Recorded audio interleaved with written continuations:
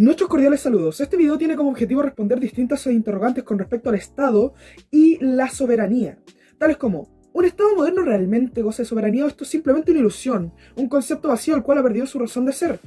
Solo tenemos que mirar el caso de Estados Unidos, quienes a pesar de constantes esfuerzos por eliminar este término de lo jurídico definitivamente, no pueden lograr el cometido de suprimirlo. Aún así, no es el Estado el que ha perdido la soberanía en este caso puntual, o todo este conjunto, sino la gran mayoría, mismo conlleva a un motivo de posible carácter jurídico. La soberanía del Estado le otorga como sujeto jurídico jurisdicción sobre otro. Esta es normativa y no real, por lo que su vigencia o existencia normativa no puede ser demostrada ni refutada empíricamente. El pueblo, en ejercicio del derecho a la autodeterminación en libertad y solo bajo una exigencia de justicia, establece un orden, en concreto un ordenamiento jurídico obligatorio a efectos de poder establecer un marco institucional que posibilite la libre autodeterminación bajo la garantía de paz y orden. Se le reconoce al Estado el poder para dictar normas vinculantes y crear órganos de gobierno. El Estado es un poder político organizado y por lo tanto hacia el interior es soberano. Utiliza el monopolio de que goza para establecer derechos obligatorios a todos los que están sometidos a la autoridad. Ciudadanos y gremios dictan normas jurídicas vinculantes cuya aplicación impone este monopolio legítimo. En una democracia, la unidad soberana del poder del Estado desaparece, ya que éste se encuentra subdividido. Constitucionalmente, la soberanía no tiene un lugar asignado. Debido a la separación de poderes, el Estado constitucional no conoce soberano. En cuanto al pueblo, este es poseedor de una soberanía innegable. Si hablamos de soberanía interior y exterior como concepto internacional, la soberanía apela a una autoridad originaria y universal de la cual los estados gozan. Luego pasamos a la soberanía nacional, y esta significa dos cosas: el reconocimiento del poder de tomar la última decisión sobre las personas y cosas en su territorio, y por último, la no sumisión a otros estados en materia de relaciones exteriores.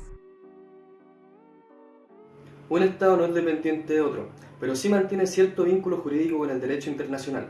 La soberanía no es libertad de actuar o hacer lo que se le antoje al Estado, es más bien la capacidad de mantener cierta autonomía en sus decisiones. Gracias a lo anterior se podría interpretar que el Estado está sujeto a una jerarquía en relación del derecho internacional, lo que no es correcto, ya que el derecho internacional lo que busca es ser un punto de concordancia entre los Estados reconocidos. Los vínculos que contrae el Estado de forma internacional no suponen una limitación dentro del ejercicio de los Estados, siempre y cuando estos puedan renunciar si así lo desean. De aquí, la creación de normas supone obediencia según la interpretación de los Estados. Dentro del sistema jurídico internacional, un Estado no puede juzgar a otro. Por lo anterior, solo el artículo 25 de la Carta de las Naciones Unidas obliga a sus miembros a cumplir todo lo aprobado por el Consejo de Seguridad. La soberanía del Estado se mantiene, esto ya que al ingresar a las Naciones Unidas se reconoce su competencia como determinante para los Estados, aunque sea opción de cada uno. En esta área destacan los miembros permanentes que poseen derecho de veto a cualquier decisión del Consejo de Seguridad. Las organizaciones internacionales poseen una subjetividad reconocida por el derecho, la cual está limitada. La anteriormente mencionada solo puede dictar normas, concluir tratados y participar en la creación de la costumbre internacional de forma vinculante para sus miembros, y en el ámbito de actuación que éste le han atribuido a los tratados constitutivos.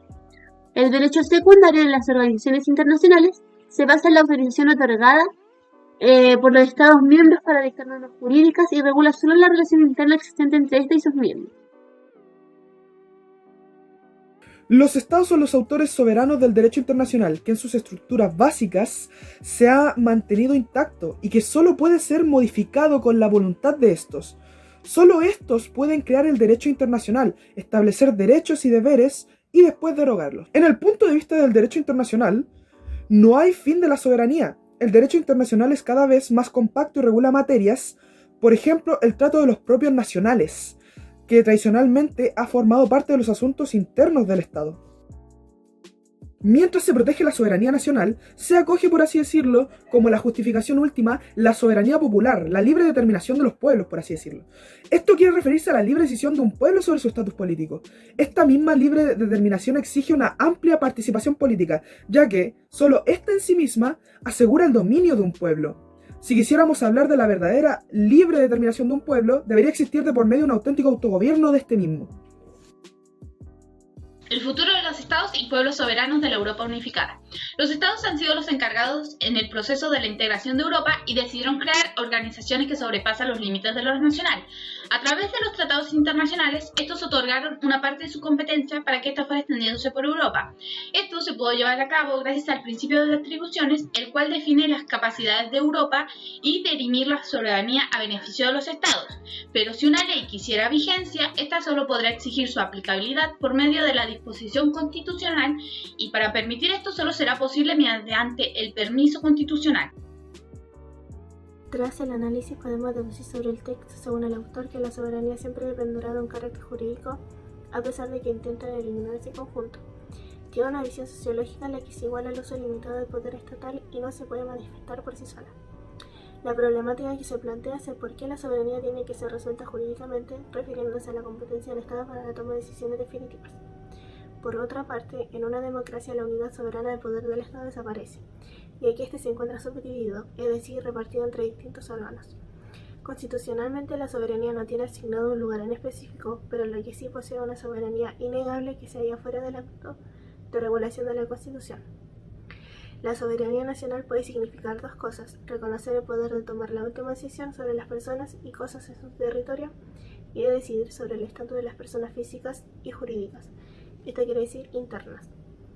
Y por otro lado, la no sumisión a otros estados, ya que a todos ellos el derecho internacional les reconoce de igual autoridad. Esto quiere decir externas. La soberanía no es libertad de actuar o de hacer lo que se le antoje al Estado, es más bien la capacidad de mantener cierta autonomía en sus decisiones.